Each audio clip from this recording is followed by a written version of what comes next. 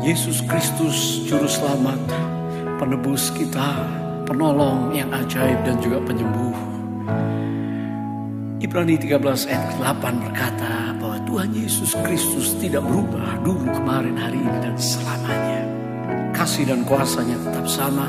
Bahkan saat ini, waktu saudara menyembah Tuhan, rasakan kasihnya, kuasanya. Dia akan memulihkan, Dia pasti menyembuhkan, Dia pasti mengulurkan tangannya untuk menjamah hidup kita semuanya. Dia jamah segenap hidupku dan beri damai di hatiku. Semua telah berubah dan aku tahu Yesus jamah ku jadi baru. Dia jamah segenap hidupku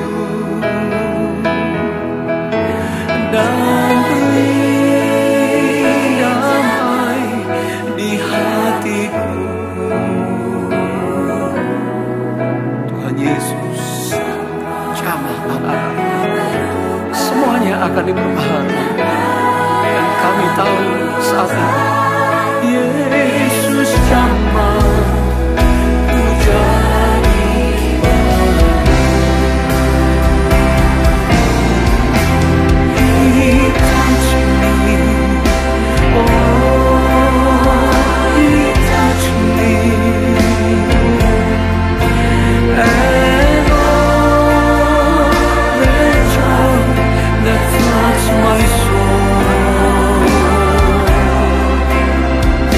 Something happened, and now I know Jesus touched me and made me whole.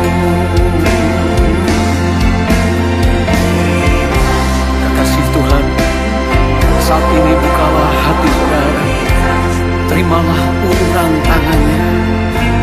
Dia mengasihi saudara, Dia ingin memulihkan, Dia ingin menyembuhkan, Dia ingin memperbaiki keadaan, Dia ingin membangkitkan saudara.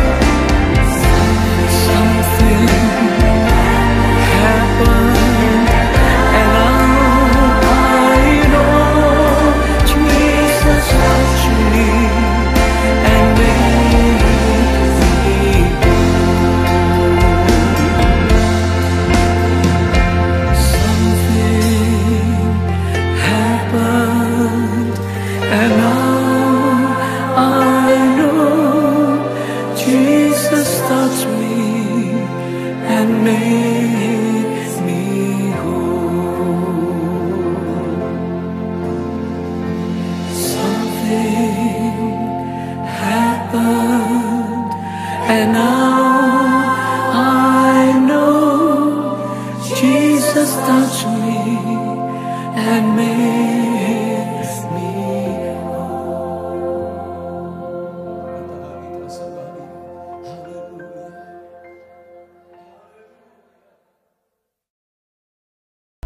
Shalom.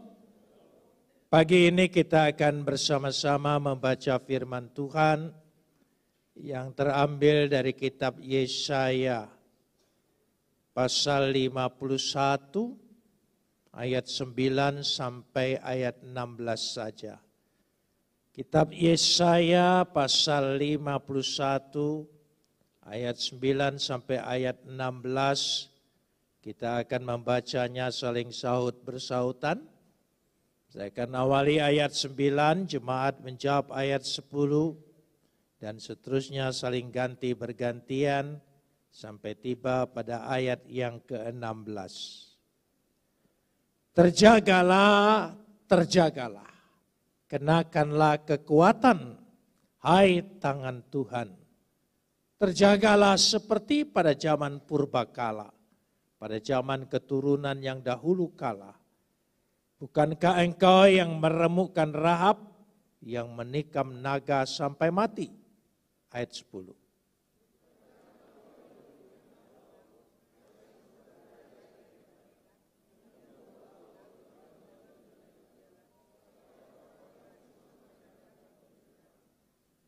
Maka orang-orang yang dibebaskan Tuhan akan pulang dan masuk ke Sion dengan sorak-sorai. Sedang sukacita abadi meliputi mereka. Kegirangan dan sukacita akan memenuhi mereka. Duka dan keluh kesah akan menjauh.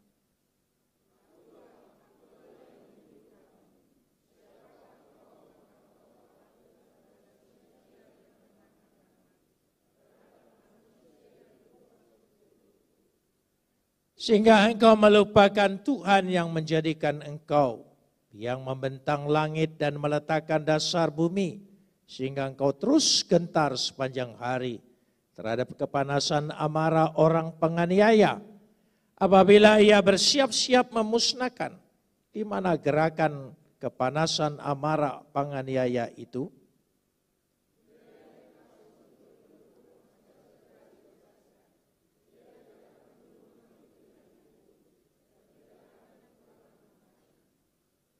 Sebab akulah Adonai Tuhanmu yang mengharu birukan laut sehingga gelombang-gelombangnya ribut. Tuhan semesta alam namanya.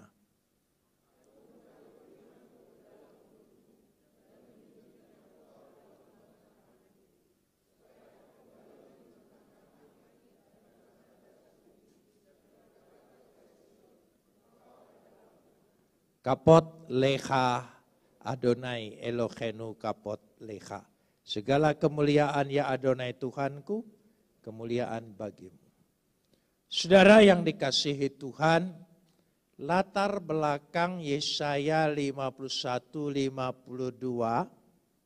adalah ketika Yerusalem dihancurkan dan umat Tuhan dirampas, dibawa sebagai budak ke Babel. Ketika kota Yerusalem itu dihancurkan, dan kota itu memang berulang-ulang kali dalam sejarah dihancurkan. Saudara bisa bayangkan bagaimana kepercayaan dan harapan umat pada waktu itu. Bukankah itu kota Tuhan? Bukankah di situ Tuhan bertahta? Bukankah di situ Tuhan hadir? Tapi mengapa hancur lebur, seolah-olah tidak ada Tuhan? Saya yakin, seyakin-yakinnya, ada kemerosotan iman yang luar biasa di tengah-tengah umat pada waktu itu. Dan tidak ada lagi harapan. Seolah-olah mereka berpikir Tuhan sudah meninggalkan mereka, atau Tuhan sudah tidak ada lagi. Dan itulah yang terjadi. Pada masa-masa yang sulit seperti itu, mereka betul-betul jiwanya tertekan, tanpa harapan, tanpa pertolongan, tanpa jalan keluar, kepahitan dan ketakutan, dan kesengsaraan hidup, karena mereka dibawa ke Babel. Betul-betul ini situasi yang sangat luar biasa dalam keadaan seperti ini. Tetapi Tuhan menyapa mereka.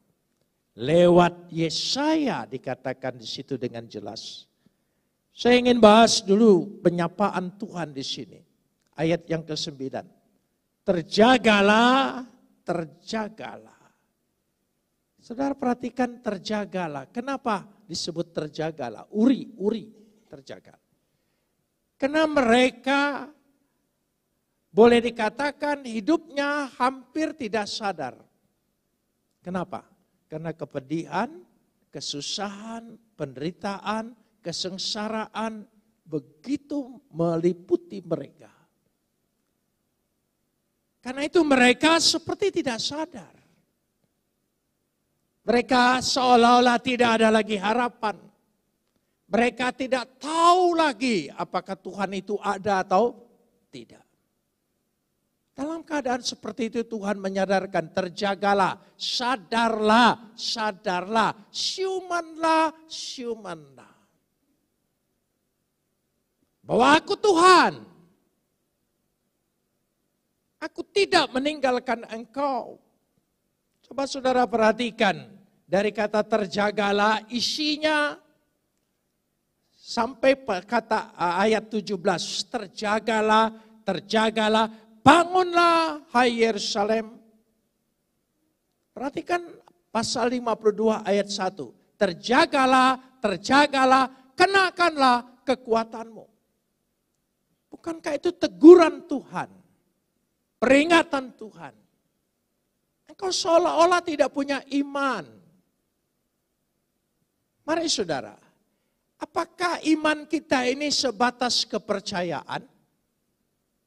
Sebatas doktrin? Sebatas pengajaran? Tidak hidup. Kita harus menyadari sebagai satu fakta, realita iman, bahwa dalam diri kita ada Yesus. Yesus itu ada dalam hidup kita. Yesus itu ada dalam diri kita. Sadar itu.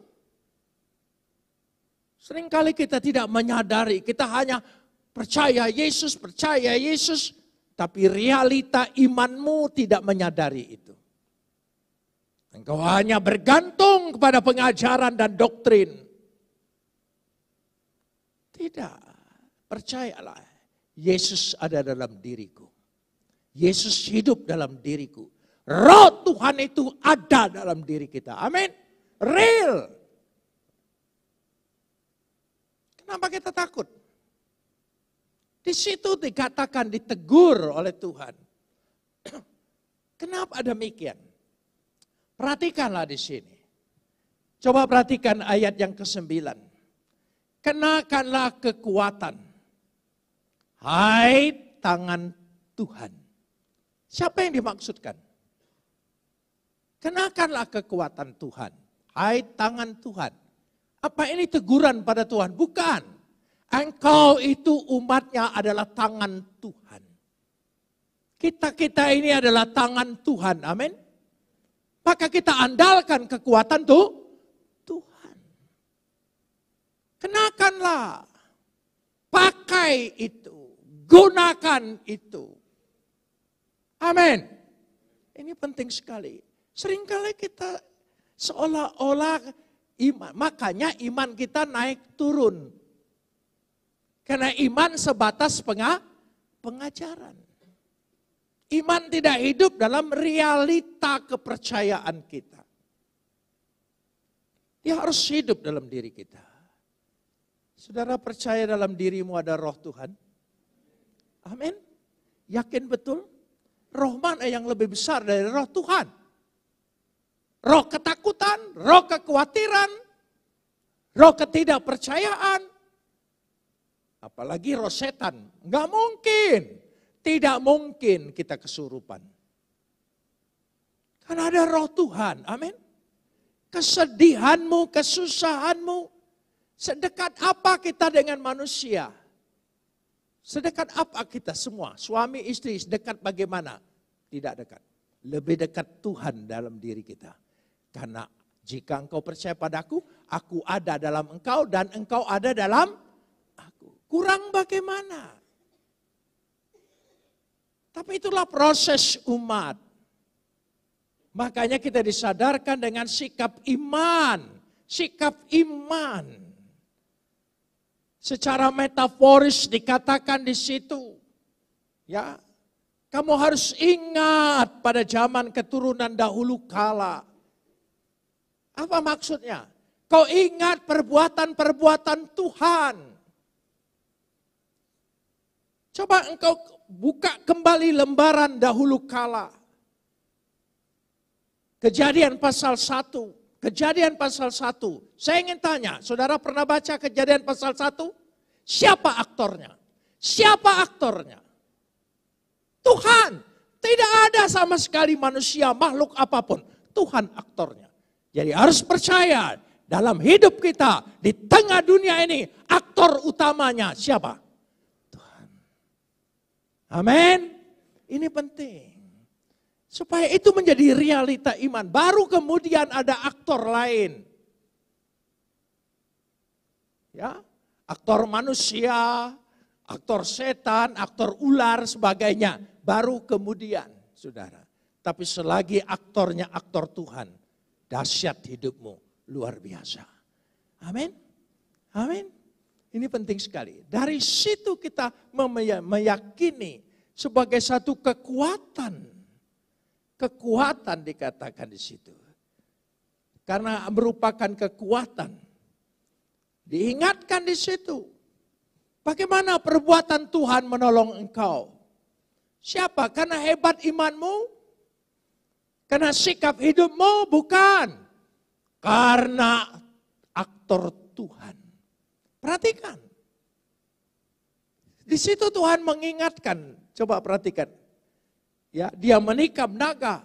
Bukankah engkau yang mengeringkan laut, air samudra, raya yang hebat, dan membuat laut yang dalam menjadi apa? Jalan. Siapa aktornya? Musa, Harun? Tidak. Mereka penuh dengan kekurangan, mereka penuh dengan kelemahan. Bahkan mereka kadang-kadang penuh ketidakpercayaan. Bukankah Musa pernah melemparkan batu hukum Tuhan itu karena marahnya? Kita sama. Yang hebat dalam diri kita, Yesus. Yang hebat dalam diri kita, Tuhan. Amin. Di situ. Dan kalau ada Tuhan dalam diri kita, apa kita tidak hebat? Kita bukan hanya hebat, dahsyat. Dahsyat. Amin. Di situ letaknya. Coba imani. Realita iman ini, praktek iman ini, kita imani betul-betul. Amin. Saudara percaya ada Yesus? Yesus biarkan engkau kekeringan. Yesus biarkan engkau kekurangan. Saudara percaya dari Yesus dalam diri kita? Ada darah Yesus mengalir? Amin. Kenapa dia biarkan sakit penyakit? Tidak mungkin dia biarkan. Amin saudara. Itu bergantung dengan kepercayaan iman percaya kita. Dari situ letaknya. Mari berhenti kita berteori tentang iman. Sudah cukup beragama. Bukan, kami bukan ingin beragama. Kami ingin Yesus hidup dalam hidupku. Amin. Jangan sibuk beragama. Kita sibuk mempertahankan agama. Buat apa? Tidak usah. Itu buatan manusia. Tuhan, Yesus hidup dalam hidupku. Itu yang kita imani. Amin. Dia menunjukkan karyanya. Di tengah kesulitan, di tengah masalahmu. Justru dia aktor utama. Bukan engkau. Ketika engkau menghadapi kesusahan, kesukaran, kesulitan, masalah, pergumulan, problem. Jangan engkau ambil alih, engkau ingin jadi aktor utama. Tidak. Kita hanya pelaku pembantu. Kalau tidak mau jadi penderita. Ya. Tapi aktor utamanya siapa? Tuhan. Amin saudara. Dalam dirimu, dalam kesusahanmu, dalam masalahmu, jangan sibuk sendiri. Berdoa, serahkan dengan dia, engkau aktor utama dalam hidupku. Engkau pasti tidak pernah meninggalkan aku. Aku sangat percaya, sangat percaya. Ya. Di situ letaknya, sepenuhnya kepadanya. Karena itu saya inginkan, berhentilah kita berteori, ya, berdogma. Ya, sudah berhenti dari situ sudah. Dikatakan di situ. Karena itu dikatakan dan kita lanjutkan sekarang ini pada ayat yang ke-10 tadi. Ya, supaya orang-orang diselamatkan dapat menyeberang. Kan sesuatu yang tidak mungkin. Coba ingat kembali mujizat Tuhan, perbuatan Tuhan, pemeliharaan Tuhan dalam hidup kita. Banyak hal yang tidak mungkin ternyata dimungkinkan oleh Tuhan. Kita diingatkan kembali. Makin hari, makin tahun, kita bukan menghadapi situasi yang makin mudah, makin sulit. Secara fakta kita akui makin sulit. Tapi kita harus mengimani tidak akan ada kesulitan.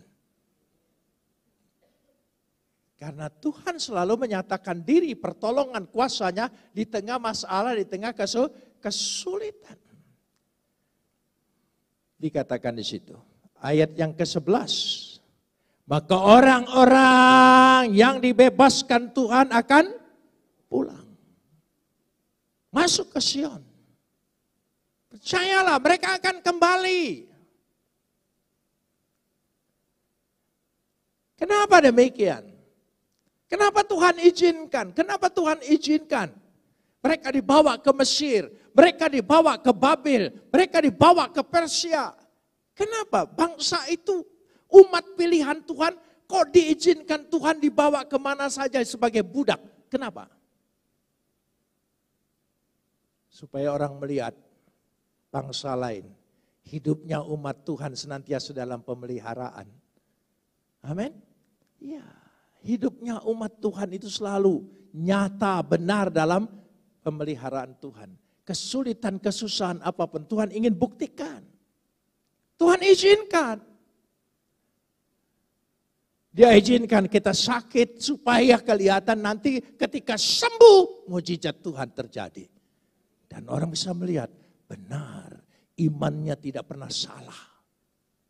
Dia sulit, dia susah beroleh jalan keluar, kelepasan. Itu letaknya. Dikatakan dengan jelas sekali. Coba kita lihat, perhatikan di situ ayat 11. Ya, masuk ke Sion dengan sorak-sorai. Sedang sukacita abadi meliputi mereka. Sukacita abadi. Sukacita abadi. Kegirangan dan sukacita memenuhi mereka. Duka dan keluh kesah menjauh.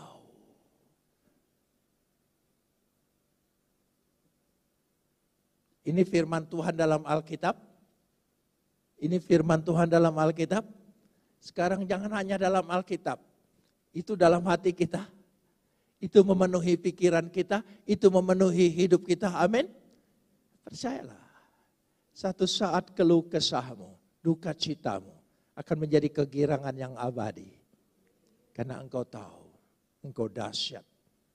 Amin. Tuhan peliharakan engkau. Jangan takut. Karena itu jalani hidup itu dengan sukacita. Kenapa? Karena ada iman. Karena ada apa? Harapan. Itu tadi sikap iman. Jadi sikap iman kita harus terjaga, sadar betul, waspada betul bahwa Tuhanku yang kusembah adalah Tuhan Maha Kuasa yang ada di dalam hidupku. Amin. Ini penting sekali. Supaya kita bisa melihat praktek-praktek iman kita. Kita lanjutkan sekarang dari ayat ini. Ayat yang ke-12. Ya, ayat 12. Kita lihat. Dari ayat 12 kita lihat. Adalah bagaimana pengharapan kita. Iman, pengharapan. Iman itu menjadi kuat karena ada harapan. Tidak ada kata putus. Selalu nyambung kan orang percaya itu. To be continue. Jadi jangan ada putus harapan, putus asa. Yang ada selalu asa, bukan putus. Ayat 12 dikatakan. Mari kita lihat sikap pengharapan kita. Dikatakan. Dengan jelas sekali ayat 12. Mari kita baca bersama ayat 12. 1, 2, 3. Akulah yang menghibur kamu. siapakah engkau? Maka engkau takut terhadap manusia yang memang akan mati, terhadap anak manusia yang dibuang seperti rumput. Siapakah engkau? Anohi, anohi. Akulah. Aku ini Tuhanmu. Aku ini Bapakmu. Aku ini penguasa semesta alam. Mengapa engkau takut? Pertanyaannya jelas sekali. Ya. Jadi dikatakan di sini, mengapa engkau takut? Pada ayat yang 12 ini. Saya ingat peribahasa di kampung kami di Palembang. Kakek saya selalu bilang begini,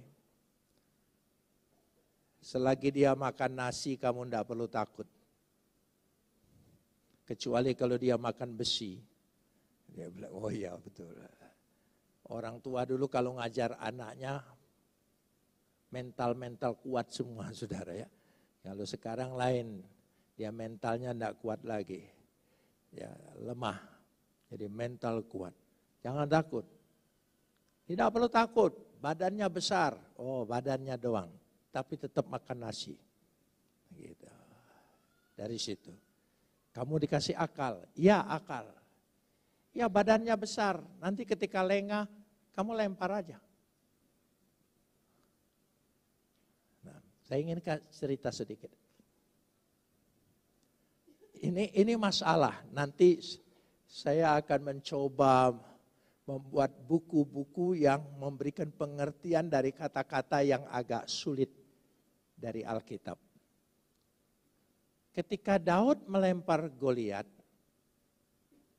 ya, kena kemana? Itu bahasa Indonesia.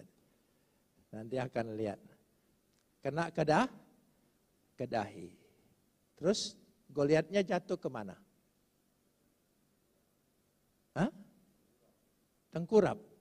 Masa orang kena sini langsung tengkurap? Loh ini.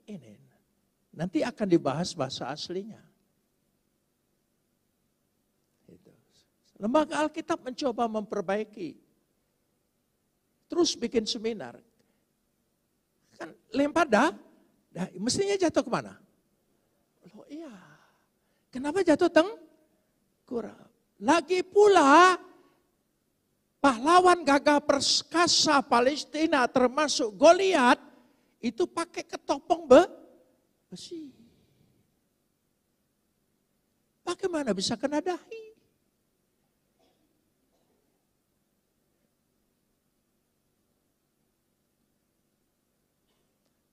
Jadi yang kena adalah lutut.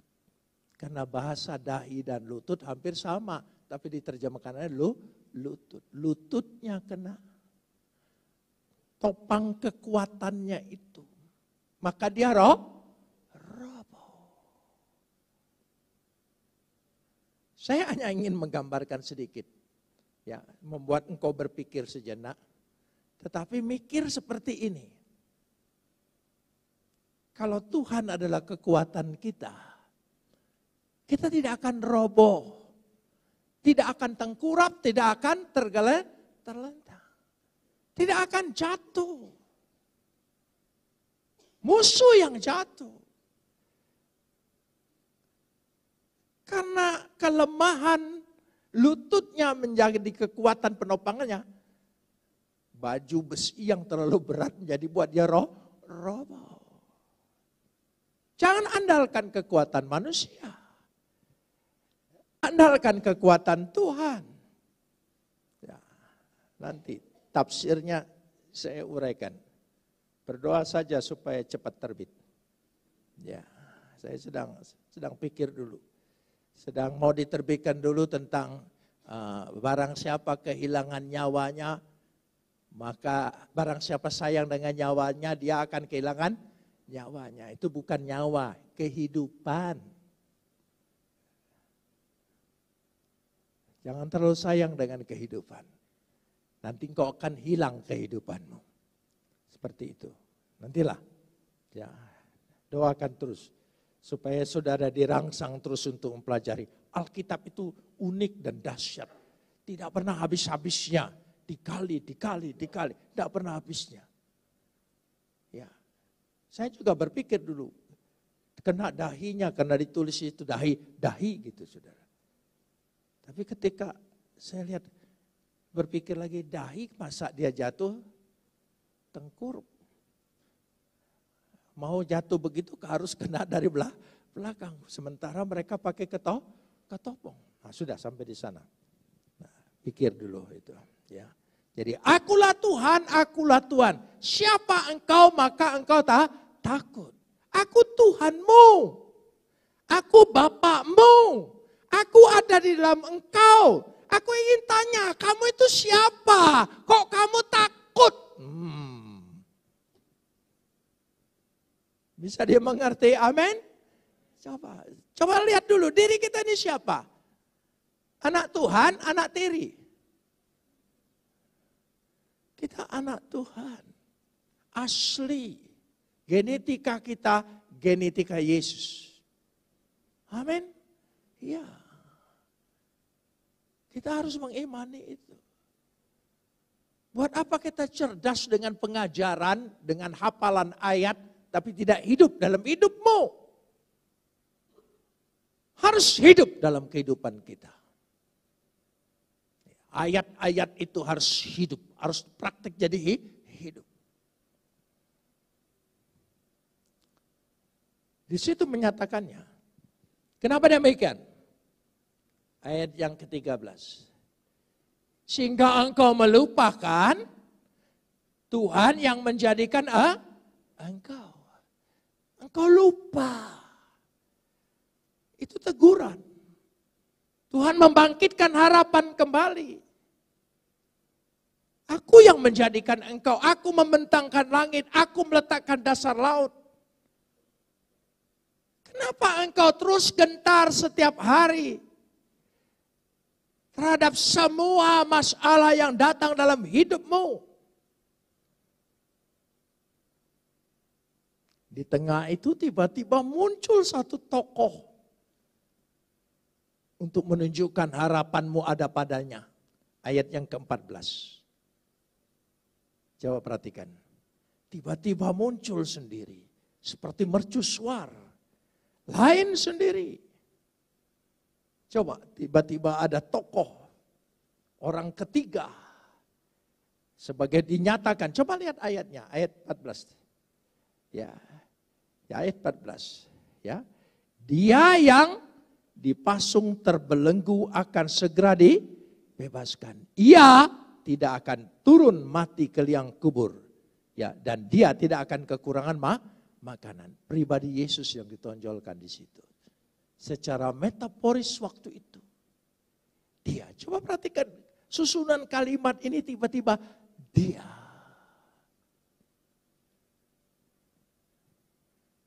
Apa Yesus itu datang ke dunia metaforis? Apa engkau makan masih lambang? Yesus itu sudah real. Dia hidup dalam hidup kita. Amin. Yesus sudah datang. Percayalah. Pribadi itu. Ada Yesus dalam diri kita. Amin. Ya. Siapa aktor utama dalam hidupmu? Ya, amin. Coba imani, praktekkan. Ketika menghadapi masalah, menghadapi kesulitan, ketakutan. Ya. Jangan engkau jadi aktor utama, itu repotnya, ambil alih. Sudah Tuhan, aktor utama, Tuhan. Aku punya kesusahan, iya. Tapi aku tahu aktor utama hidupku adalah engkau. Yesus pribadimu itu. Dari situ letaknya. Coba kita lanjutkan sekarang ini. Sehingga tadi sikap iman, sikap pengharapan kita ada pada Dia. Yesus.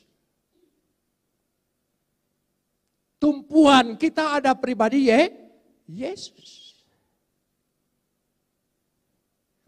Tadinya saya mau kutip sedikit di Injil Markus. Ya. Injil Markus pasal 9, kita lihat dulu. Pasal 9 ayat 30. Markus 9 ayat 30. Ya. Sedikit-sedikit saja. 1, 2, 3 kita baca. Yesus dan murid-muridnya. Sampai di situ dulu. Coba perhatikan. Yesus dan murid-muridnya. Ayat 33. Ayat 33. Ayat 33.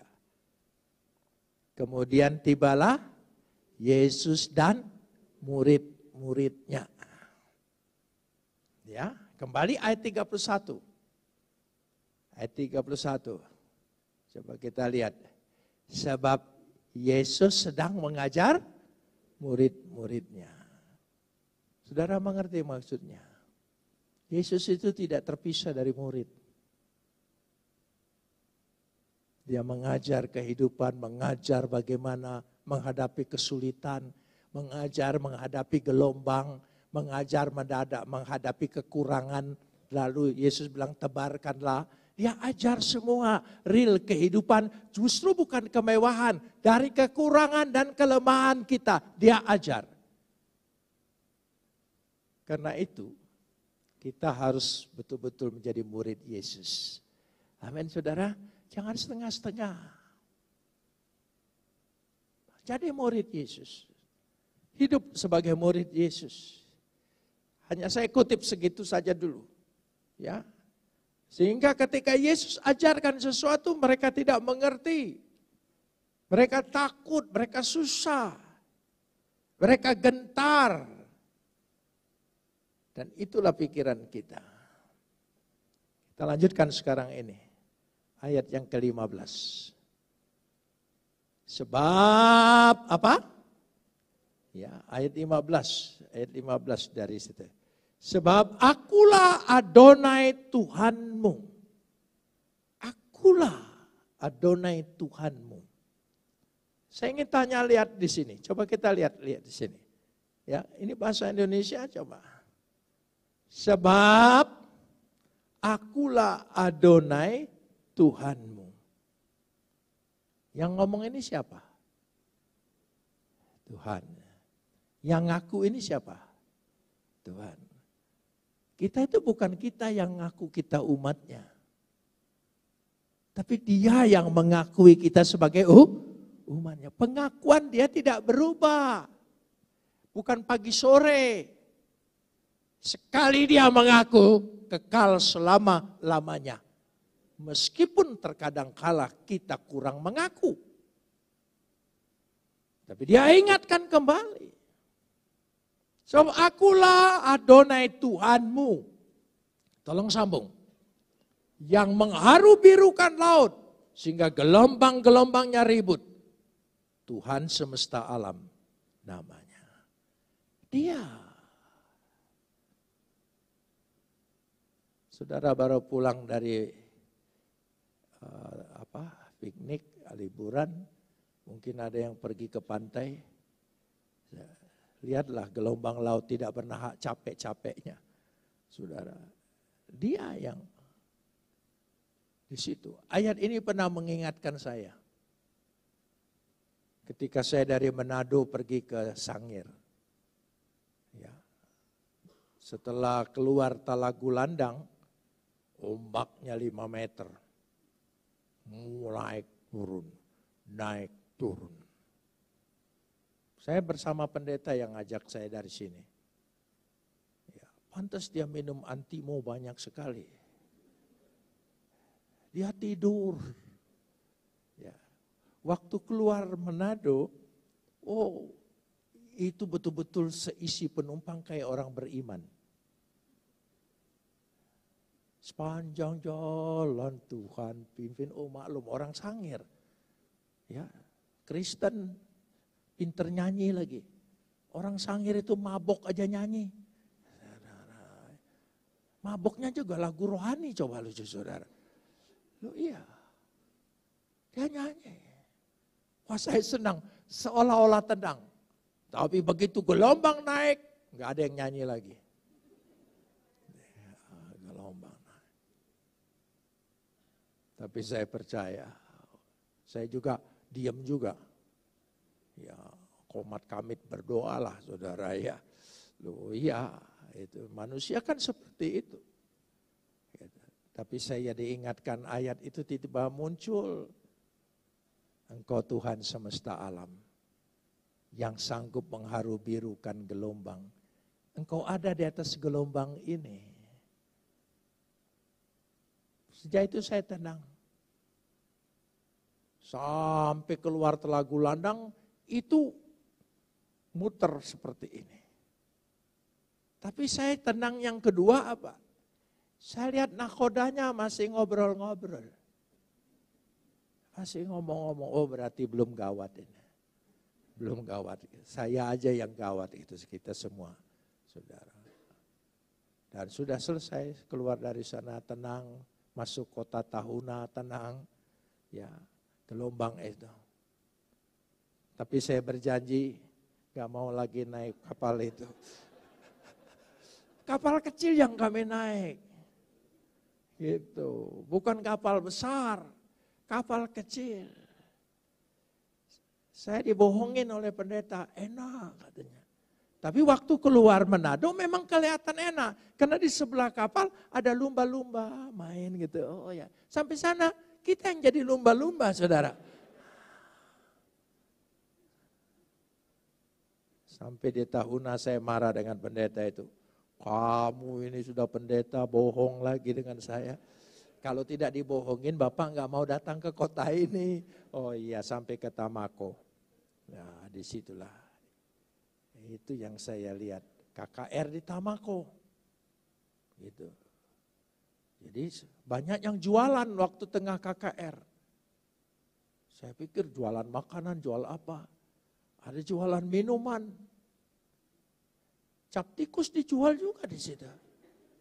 Gitu. Nawarin pendeta lagi berarti. Bapak pendeta mau gitu. Nah, sudah sampai di sana dulu ya. Jadi dikatakan dengan jelas sekali. Akulah Adonai Tuhanmu. We anohi Adonai Elohecha. Aku Tuhan. Bukan kita ngaku-ngaku Tuhan. Tuhan yang menaruh percaya kepada kita. Perhatikan lanjutkan. Kita lihat ayat di sini. Ya, ayat yang ke-16. Aku apa? Menaruh firmanku ke dalam mulutmu. Firmanku. Saudara percaya ada firman Tuhan di mulutmu? Apa yang kau katakan, jadilah menurut imanmu. Maka jangan sembarang ngomong. Ya, amin. Begitu ada kesulitan, coba katakan firman Tuhan dalam kesulitanmu apa? Tuhan pasti tolong. Ketika engkau ditipu orang, Tuhan pasti ganti. Kita lupa. Ketika ditipu orang, sialan. Ya, itu. Karena firman Tuhan di mulutmu, maka engkau jadi ya, hati-hati. Tuhan menaruh firman-Nya di mulut kita. Kita praktek iman. Oh jangan, kalau itu Yesaya dibaca satu kali sebagai buku sejarah, cukup selesai. Ini firman Tuhan. Dia hidup untuk hidup kita. Maka ayat lain menyambung. Jadilah menurut perkataanmu. Makanya kita, saudara percaya, Tuhan menaruh firman-Nya, kuasa firman-Nya di mulut kita. Katakanlah yang baik. Dengan anak cucu katakanlah hal-hal yang baik-baik. Walaupun kita lihat fakta dia tidak baik, nakal atau apa. Jangan katakan lagi, ulangi. Katakanlah yang baik. Saudara percaya dengan perkataan mulut kita? Amin. Dari situ letaknya. Aku menaruh firman-Ku dalam mulutmu. Dan apa? Menyembunyikan engkau dalam naungan tanganku. Kita berada disembunyikan oleh Tuhan di tangannya. Apapun dia hadapi, dia sanggup. Supaya aku kembali membentangkan langit, meletakkan dasar bumi.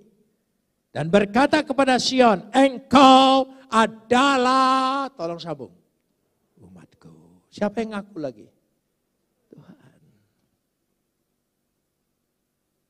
Di situ letaknya. Mari kita imani. Kembali saya ingin simpulkan kembali. Pribadi Yesus adalah tumpuan harapan kita. Dia adalah betul-betul menjadi meterai bagi iman percaya kita. Sumbernya segala sesuatu kepada Dia. Ya.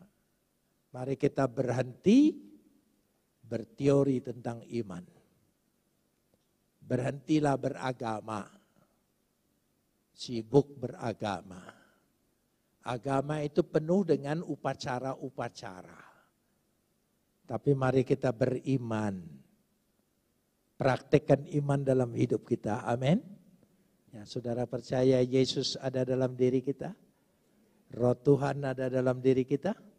Apa yang kurang? Apa yang kurang?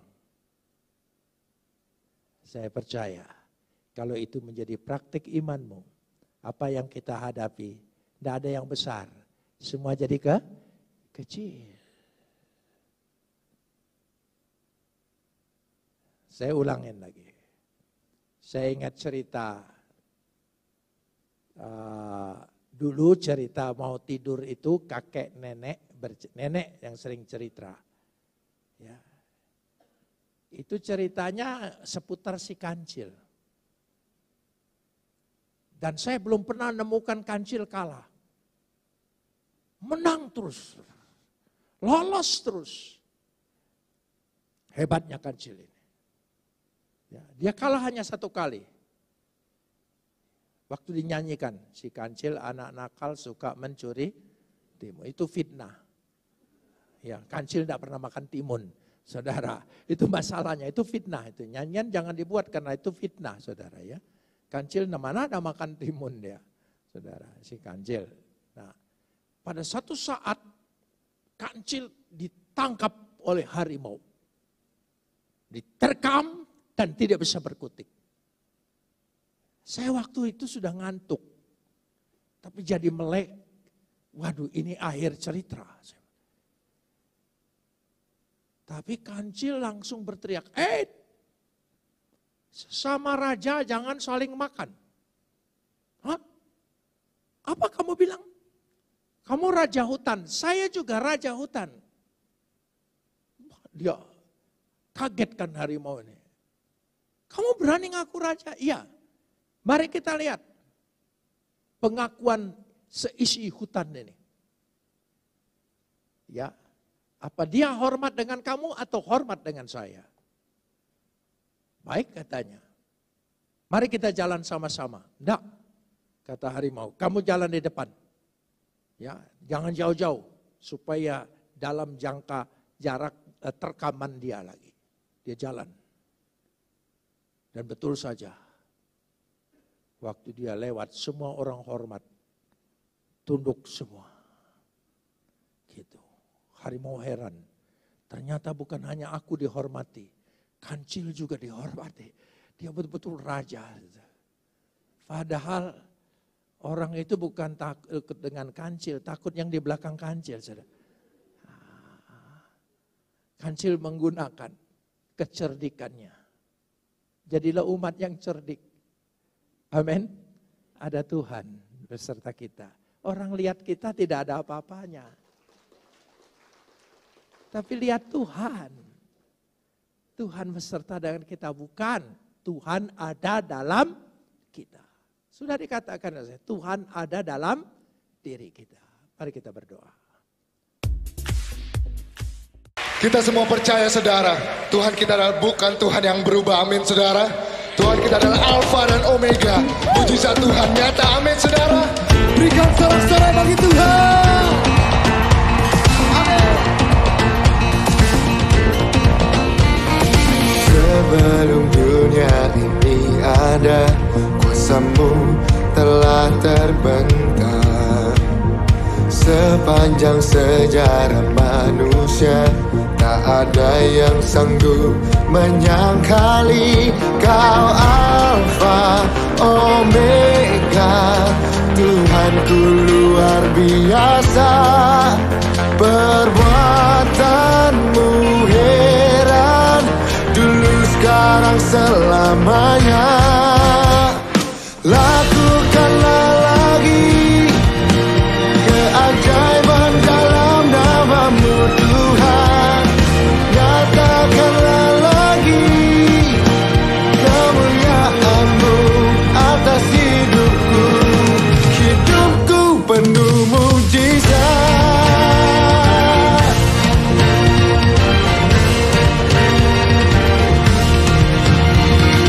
Sebelum dunia ini ada, kuasa-Mu telah terbentang. Sepanjang sejarah manusia, tak ada yang sanggup menyangkali Kau Alfa Omega, Tuhanku luar biasa. Perbuatanmu heran, dulu sekarang selamanya. Lakukanlah lagi keajaiban dalam nama-Mu Tuhan. Nyatakanlah lagi kemuliaan-Mu atas hidupku. Hidupku penuh mujizat.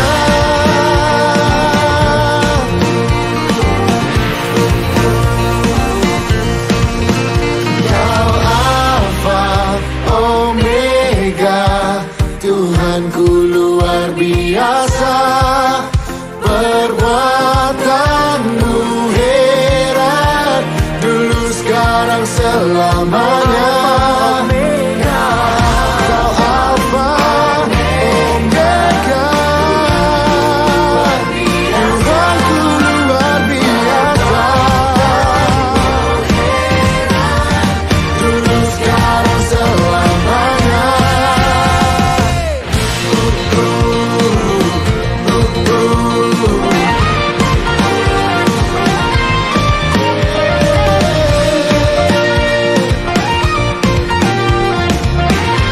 Sama-sama kita mau serukan saudara, katakan bersama. Lakukanlah lagi keajaiban dalam nama-Mu Tuhan. Nyatakanlah lagi, nyatakanlah lagi.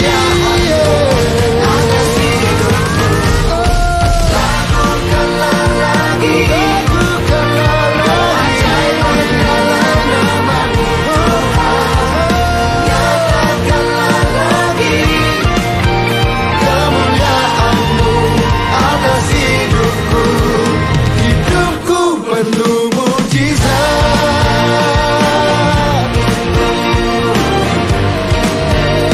Hidupku penuh mujizat. Kita mau katakan sekali lagi dengan iman. Say, hidupku penuh mujizat.